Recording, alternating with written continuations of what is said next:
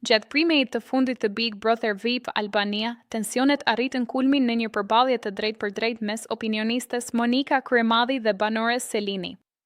Debati nisi si pasojë e ndërhyrjeve të shpeshta dhe parallë nga ana e Selimit, gjë që solli irritimin e Kryemadhit. Në një moment të ngarkuar emocionalisht, ajo vendosi t'i rikthej në vëmendje një episod të mëparshëm nga qëndrimi i banores në shtëpi, testin e inteligjencës, duke theksuar se Selini kishte dështuar në të.